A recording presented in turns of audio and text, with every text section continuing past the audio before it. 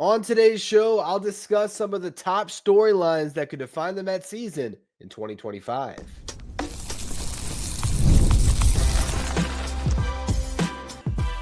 You are Locked On Mets, your daily New York Mets podcast. Part of the Locked On Podcast Network, your team every day. Hello to all you amazing Mets fans. You're watching Locked On Mets, part of the Locked On Podcast Network, your team every day. I'm your host, Ryan Finkelstein. If you want to find any of my work, follow me on X at Finkelstein Ryan. You can also find some of my writing at justbaseball.com, where I work as the managing editor. We are one day away from opening day, so what I wanted to do today is preview the upcoming season by talking about some storylines that I believe could define this season from the New York Mets, the different things that could happen here that could take this team from being one that could contend to win the National League East to one that disappoints and doesn't even make the playoffs. So we're going to run through them all. My number one storyline that could define this season for the New York Mets. Can the Mets rotation outperform expectations again? This is a massive question mark, and all of these are going to be posed as questions. These are questions about the New York Mets that are yet to be answered. And with this rotation, it can go any which way. What I believe at this stage is the Mets rotation is being underrated because I think their depth is going to win out throughout the year. I think the Mets are really suited to navigate a 162 game schedule where you might lose a couple starters like the Mets already have with Frankie Montas and Sean Manaea going down, but you have other options that can fill those voids and navigate those injuries so that this team is never rolling out a rotation where you have a scheduled loss every fifth day, or in the case with the Mets and Kodai Senga, every sixth day. You look at what the Mets have done here, and I think it's pretty clear that David Stearns views the gap between a back-end starter and a middle rotation starter as one that's a lot smaller or more narrow of a gap than the difference from a back-end big league starter to a 4A arm, to a guy that is the Jared Eichhoff of 2021, so to speak, right? One of these guys that you pick up, or maybe even, for example, this year, Jose Urena, or last year, Julio Teheran. These guys that you pick up to be a stopgap to make a start for you, but really you're just lucky if they get through 5 innings, and you're really nervous about them being able to get through 5 innings. I think that the Mets and David Stearns views there to be a larger gap between that type of a pitcher and your Griffin Canning, Paul Blackburn, Tyler McGill types than there is between the Griffin Canning, Paul Blackburn, Tyler McGill types and your David Peterson, right? Your more established middle of the rotation starter. I think they believe they can get more out of these guys, where you can get a guy where the expected ERA might be 4.8, but the actual ERA is 4.2. And how do you get there? You have great defense, and I think the Mets have gone a long way to doing that, because when you look at their backstops, Francisco Alvarez, when he comes back, great defensive catcher. Luis Torrens, we saw last year, great defensive catcher. Who did they choose to be the backup catcher on this roster? Hayden Sanger, a great defensive catcher. You have Francisco Lindor at short. You have Jose Siri and Tyrone Taylor in center field. You have a variety of guys that can play second base, most of them, you believe, at above average level. Yes, there are some questions in the corners with Mark Vientos at third and Pete Alonso at first. And, if you don't have Brandon Nimmo out there at left and they're putting a Winker or a Marte out there, it's going to be a little bit worse. But I think by and large, this team is really solid defensively. Juan Soto is the big question mark. Can he be league average? But to me, this is a team that's built to play strong defense, that's going to get more out of this rotation than we might expect. And I just think the amount of arms they have, this is going to be a real big thing for this team. If this rotation can outperform expectations, if Griffin Canning is better than you expect, if Clay Holmes is a front of the rotation starter through the first couple months of the season when he is still fresh and rearing to go and everything else, if David Peterson can be consistent all year, if Kodai Senga is able to stay on the mound and can pitch up to his potential, that is going to be a huge defining factor on what the Mets are this season. if they can pull a rabbit out of their hat the same way they did last year with Jose Quintana and Sean Manaea and Luis Severino, this team can win 90-plus games and push to win the division. If it all goes wrong, Clay Holmes can't make the transition. David Peterson has a big regression. Tyler McGill still can't figure it out. Griffin Canning has a repeat of last year. If all those things go the opposite way, this season can crater. So that's one of the biggest question marks for me, one of the biggest storylines to follow. The other one on the pitching side of things that I wanted to talk about in the first segment is what kind of a season do we get from Edwin Diaz? What does that look like this year? And I put this topic to my Locked On Mets insiders, those who are part of our texting service. I threw out some ideas of what I was going to talk about, and I got some feedback on what other fans were thinking as far as storylines. I had a lot of people who were asking me to talk about the back end beyond Edwin Diaz as a question or a storyline to follow. To me, while that is obviously going to be a big part of this season as the rest of the Mets bullpen, I am not as concerned. I don't have as many question marks about what's going to be around Edwin Diaz because I have faith in this front office, in the new pitching lab to continue to spawn off arms with great stuff and to find their way to a good bullpen. And I look at where the Mets are at this year compared to last year. I think I'm going to do more of this on tomorrow's show as we set up opening day.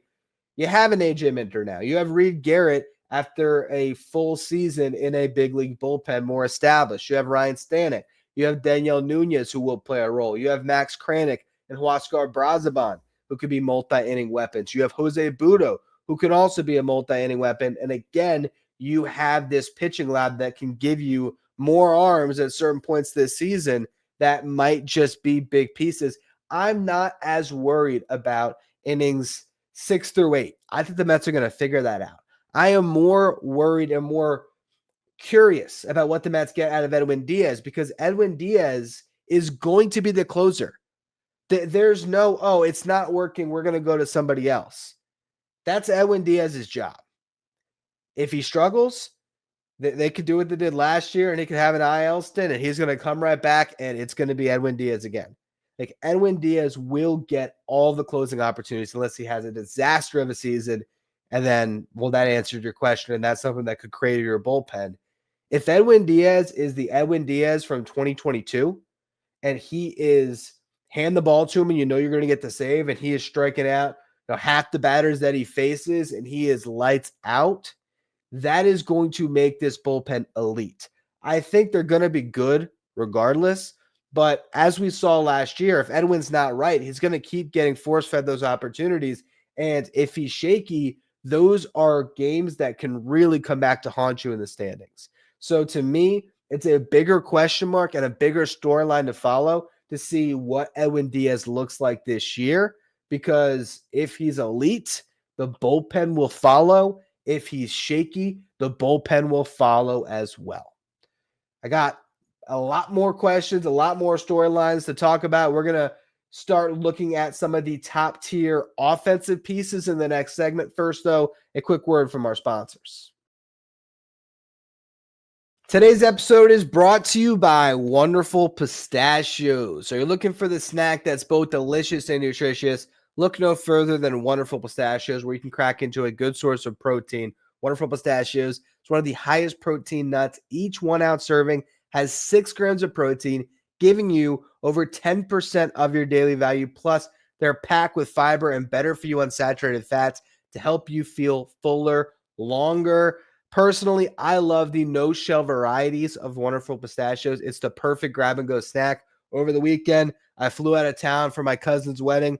What were we eating on the plane? Wonderful Pistachios. The smoky barbecue favorite is a personal favorite for myself and my wife. I also like the honey roasted, whether I'm snacking at my desk, if I'm on a plane, if I'm on the road, or if I'm on the golf course. Wonderful Pistachios are my go-to snack. And if you like the in-shell variety, they have that as well. If you want to crack open every nut for that satisfying crunch. Get snacking and cracking with the snack that packs a protein punch. Visit wonderfulpistachios.com to learn more. If you're watching on YouTube today, do me a favor and hit that subscribe button. Our goal is to get to 13,000 subscribers by opening day. It would take a Herculean effort to get there at this point, but I appreciate all of you who have continued to subscribe and help us get closer and closer to that goal. Also, if you're liking the content today, do me a favor, hit the like button on this video and leave a comment. Let me know if you have any other storylines that you think are more interesting to follow throughout this season for the New York Mets.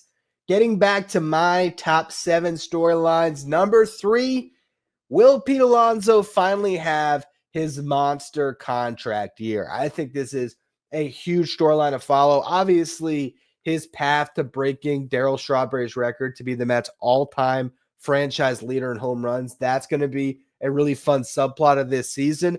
But Pete Alonso is a guy that can take this lineup from good to great.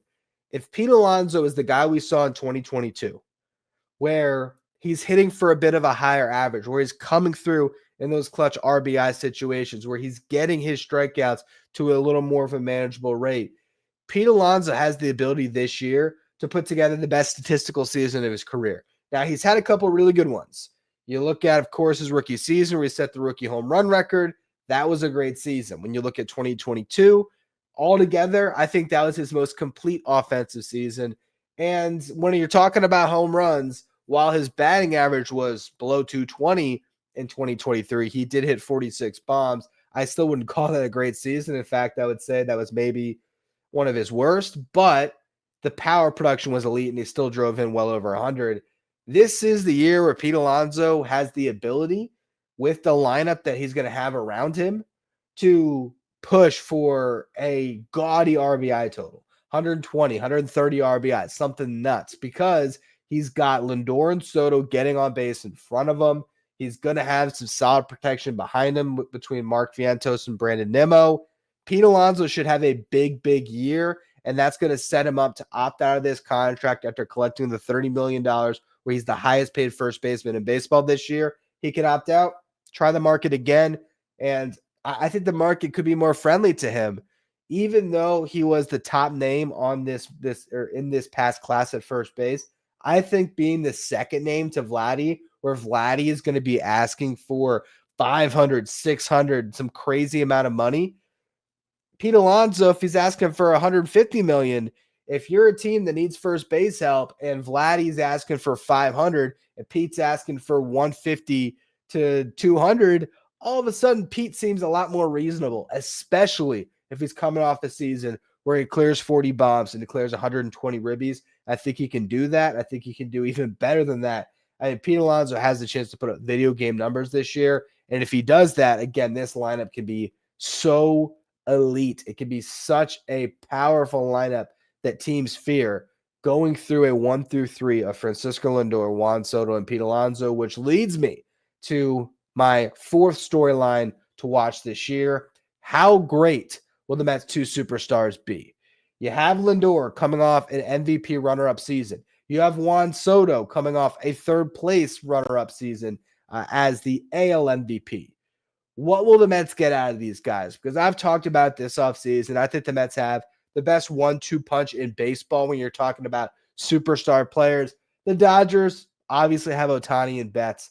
That's really good. But I look at the Mets and I look at what Lindor can bring you day in, day out as a defensive wizard at short, as a leader of that clubhouse. I look at Juan Soto with the ability to ascend to being the best hitter in Major League Baseball. And I just think that combination atop the Mets lineup could breed some pretty incredible results. And as much as we can talk about all the different things that went right for the Mets last year, we could talk about the starting rotation. We could talk about, the Mark Vientos' breakout, Jose Iglesias performing way above any reasonable expectations. All of these things that went right for the New York Mets last year, none of it meant anything if not for the play and leadership of Francisco Lindor. Lindor being an MVP from June on, Lindor being the best player in baseball outside of maybe Shohei Ohtani, Aaron Judge, and Bobby Witt Jr. for that stretch is what made the Mets the best team in baseball. And Lindor got clutch hit after clutch hit after clutch hit. Now you have 2 guys that can carry a team in that way with Soto and Lindor, and they are going to drive this team. They are going to take this team, and they can bring it to the promised land. They could bring it to an NL East title. If they are at their best, if they are both in the top 5 for MVP voting this year, then you are going to see a Mets team that has an engine that hums game in, game out, series in, series out, because you have these guys that can rise to the moment. Your superstar players can mean so much to you. If the Mets get these crazy seasons from their 2 best players, the rest of the team is going to follow suit. It will be contagious all the way down the lineup. If those top 2 guys are rolling, the Mets are going to be great. If Juan Soto has a pedestrian year for his standards, if instead of 40 home runs, it's 29 home runs, if Lindor is, getting off to a slow start yet again and it extends beyond just April and into May, and that's a question mark, there are things that can happen here with their 2 superstars where you look up at the end of the season and the numbers might be okay. They might still be the 2 best players on the Mets and they might still have had decent seasons. But if they were just stars instead of superstars, if their production was good, not great, it could hold this team back. So to me, that is a big storyline to follow. How good will Francisco Lindor and Juan Soto be this year? If they're great, if Pete Alonso's great, the rest of this lineup is going to be great. And I think this is a team that ultimately is going to be carried by their offense. Their pitching has to be solid. They have to get enough out of their rotation. Their bullpen has to be solid closing down games. But this is a lineup that I really believe can bash their way, to 90 plus wins, where it is the lineup that is game in, game out, putting up 5, 6, 7 runs and making it so much easier on that pitching staff to just navigate through a season. So I'm looking at those top 3 guys, and they are critical to the Mets' success this year. Beyond that, though, the depth pieces are always going to be difference makers. So we're going to talk about some of those under-the-radar names in just a minute here for the other storylines to follow. But first, another quick word from our sponsors. Today's episode is brought to you by Monarch Money. Ever check your bank account and wonder, where'd all the money go? Between dining out, online shopping, and entertainment, it's easy to lose track. That's where Monarch Money comes in. It's your personal CFO giving you a full visibility and control over your finances. Monarch Money isn't just a budgeting app. It's a complete financial command center where you can track all of your accounts, investments, and spending in one place. So you stop just managing your money, but you start building wealth. Instead of juggling multiple apps, you can use Monarch Money to check your finances, track your spending, and even plan long-term goals. Managing money with your partner is smoother than ever. You can track shared and personal accounts, set goals, and stay on the same page without the stress. Take control of your finances with Monarch Money. Use the code LOCKEDONMLB at monarchmoney.com for 50% off your first order. That's monarchmoney.com, code LOCKEDONMLB for half off your first year. Today's episode is also brought to you by Supply House. Get supplies you need from the site that's made for skilled trades, Supply House. Whether you're in plumbing, HVAC, or electrical work, Supply House is the reliable way to order products online. Their easy-to-use website is packed with helpful resources and the latest product info to help you get the job done right. Plus, with a complete inventory of over 200,000 parts from 400 plus top brands, you'll find exactly what you need delivered fast from coast to coast. Need help with an order? Supply House offers expert support and industry-leading service, so you'll always talk to a real person. And for trade pros looking for an extra edge, their free Trade Master program offers exclusive perks like a dedicated phone line, free shipping, and discounts on every order. Thousands of skilled professionals are already taking advantage. Now is your turn. Join the Trade Master program today at supplyhouse.com/TM and start ordering plumbing, HVAC, and electrical supplies with just a few clicks. Plus, use the promo code SH5 for 5% off your first order. That's supplyhouse.com. If you're an everyday listener to the show, make sure you become a Locked On Mets insider. This is our texting service where you get updates from me anytime news breaks in the match. You can ask me questions anytime. For a show like today, I might pitch it to the insiders first, get your feedback, take your questions. I want to start doing some mailbags this season, which will come exclusively from our insiders. So if you want to be part of that community, and also if you want to get the lineup graphic sent to your phone each day so you know it's in the starting lineup without ever having to go on social media, go to subtext.com/lockedonmets or find the link in the episode description.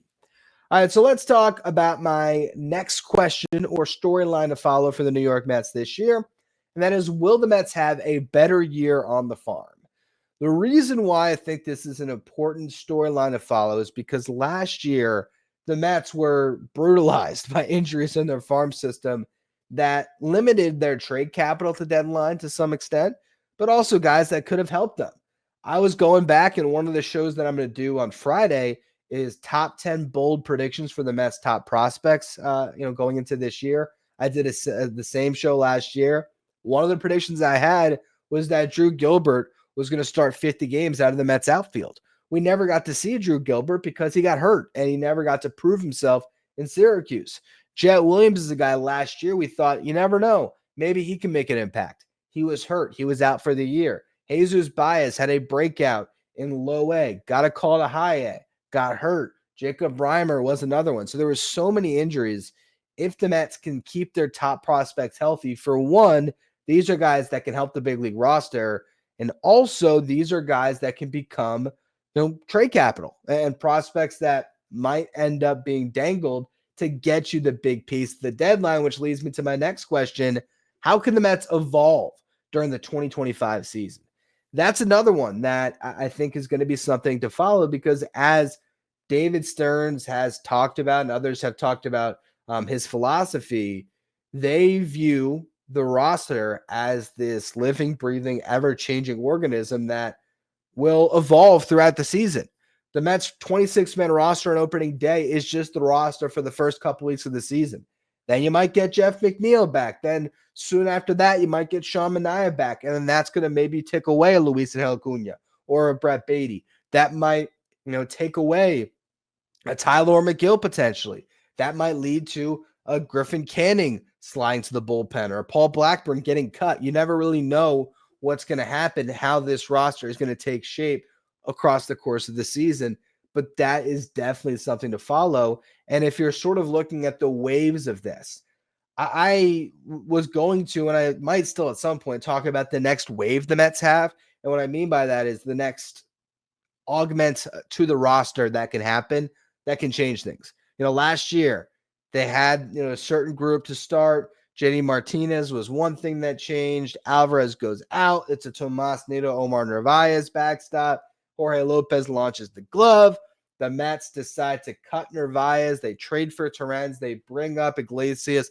They demote Beatty. They have Vientos start every day at third base. David Peterson comes off the IL, joins the rotation. Christian Scott, who was an early change that joined the rotation, they decided to option him down to add a Daniel Nunez to their bullpen and to go to a 5-man rotation instead of a 6-man rotation, because once Christian Scott was no longer part of that rotation, they were able to go with the 5-man instead of the 6-man, and then they rolled with Quintana, Peterson, of course, Manaea and Severino, and then it was McGill for stretches, Blackburn for others, but that was a huge roster change that we saw. I think this year, you got Nunez starting the year in the minor leagues. That's a guy that can be an impact piece at some point. One of Braziban or Kranick likely starts the year in the minor leagues. Those guys have shown this spring they can be impact arms, so you never really know when they'll end up impacting this team. You obviously have the guys that are starting the year on the IL with Alvarez, McNeil, Manaea, Montas. But in the minor leagues, you have Ronnie Mauricio, who's going to start the season with sort of an extended spring, I believe they said, and then eventually he'll get up to Syracuse if they're playing some in Port St. Lucie. You're going to have Jet Williams starting the year in Double-A. How quickly can he get through the system? Is he a guy that ends up impacting center field for the Mets by midseason? Drew Gilbert, what does his season look like? Ryan Clifford, how quickly does he go through the system? All of those guys, can help this team evolve. And then again, there's still the question about what happens at the deadline or even before that. Do the Mets view their rotation and say, we need to get that ace? Are they able to swing a trade in division for Sandy Alcantara? Are the Diamondbacks or the Padres out of it by the deadline? And either Zach Gallen, Dylan Cease, Michael King, any of those frontline arms potentially prize free and are available, are they pieces the Mets go after? There is a lot that could change, of course, once you get to the deadline for various teams, and that's going to open up possibilities for the Mets to get better. So this is what the Mets look like right now. But if they're in the hunt, if they are neck and neck with the Braves and the Phillies in this division, and they're looking to really make some big improvements at the deadline, again, these two storylines kind of are connected with what's going on the farm and how the Mets evolve, because the farm is how you can evolve your roster throughout the season. And particularly if the farm is producing great results and some players pop off, all of a sudden you have so much more capital that you can float at the deadline to try to get whatever missing pieces you need to go from being a strong team to a legit contender to not only win the division, potentially go on to win the World Series. So that is a big thing, and that's what the season's all about, seeing how the team will evolve. Which leads us to our final question or storyline to discuss on this show. I had multiple people from our insider text messages ask me about this, so I figured it was worth putting it in there as the last question. And it was some variation of, okay, well, which surprise arms are going to pop off? Who's going to be the hitters that we're not expecting to outperform expectations? So that is the question. Who will outperform expectations in 2025? I think when it comes to the rotation, there's a lot of interesting candidates. What are you going to get from Canning, Blackburn, McGill? Can any of those guys have a season much better than we expected? Frankie Montas was signed as a guy that the Mets viewed more as a frontline starter than I think the national media and the national consensus would have been.